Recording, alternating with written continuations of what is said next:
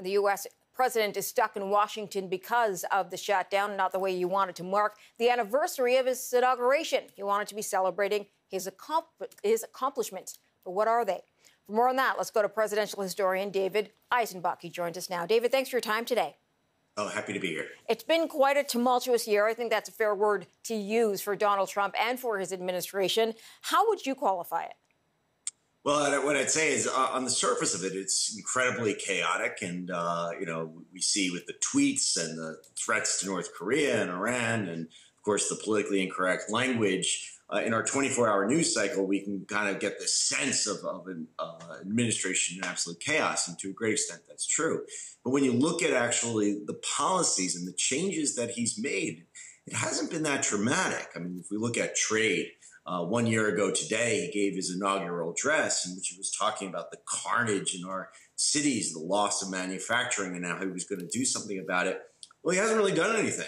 NAFTA is still there. He hasn't worked out a new trade agreement with China. The trade deficit with China has actually increased. So we see that there seems to be a big disconnect, no surprise, between what Donald Trump has said he was going to do and what he actually did. Has part of the problem there been the inner politics of America? Things always take a lot longer than people hope that they will. I mean, the shutdown is probably a very good example of that. I think you're right. I think that that's part of the problem. But the other problem is he doesn't have discipline. He's not a hard worker. If you're going to have a revolution, if you're going to fulfill your Trump revolution, you have to be organized. You have to actually have a plan. And when we actually look at his one big accomplishment, that tax cut, it was not revolutionary at all. This is exactly what the corporations wanted. This is exactly what Wall Street wanted. There were no consequences to moving manufacturing jobs abroad. In fact, it opens up and allows corporations to repatriate all that money that they earned abroad to the United States so that they can inflate their stock price through stock buybacks. This is the same old kind of pro-corporation, pro-Wall Street Republican, definitely not what Trump voters voted for in the Midwest. Do you think it's also a matter of trying to do too much too soon? I mean, it was out of the gate with the travel ban, and then they just kept coming, and they weren't tweaks to legislation. They were overhauls to legislation. Well, I think that in order to make any sort of significant legislation, you needed a team that knew what they were doing. And clearly, this is a team that has just very little Washington experience. You have a president who does not really have any consistency. Chuck Schumer just said that negotiating with Donald Trump is like negotiating with Jell-O. And so members of his own party aren't even certain what he wants and where he stands. Part of the reason why this government shutdown went down is because there was a great deal of confusion.